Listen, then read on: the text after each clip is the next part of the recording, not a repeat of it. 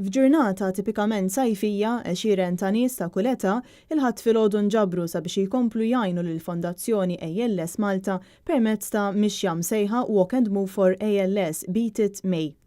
Is-sħana ma waqfitx lil dawn in-nies milli jimxu minn taxbix sa taslima, il-kol ban wieħed biex jkomplu jxerdu l-arfin dwar l-ALS. Ma setax jonqos li jkun hemm preżenti Bjorn Formosa, il-fundatur tal-fondazzjoni, li Manet News spjega għaliex importanti li n-nies jipparteċipaw f'attivitajiet bħal dawn.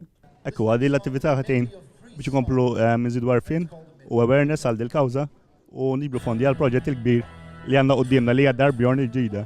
Li għad tista' tilqa' ħafna iktar nies b'kundizzjonijiet neuroloġiċi ġewwa Malta. Ħadu sehem ukoll il-mara tal-kap tal-Partit Nazzjonalista Niki Vella De Fremo li kienet akkumpanjata mit-tfal tagħha. Ma dan l-istazzjon nispjegat għaliex wieħed għandu jkompli wassal messaġġi ta' appoġġ u solidarjetà. Bis-saħħa tal-Fondazzjoni ALS, Bjorn flimkien ma l-isforzi tal-bord kollu, imma l-iktar Bjorn u Marija, innexxielu jiftaħ dar Bjorn fejn ovvjament hemm nies li għandhom problemi neuroloġiċi u issa għaddejjin fit-tieni fażi biex ikun hemm dar ikbar biex jakkomoda iktar nies f'daw il-bżonnijiet. Wara l-mixja dawk li ħadu sehem kellhom l-opportunità li jkomplu jżommu ruhom attivi permezz ta' sessjonijiet ta' attività fiżika.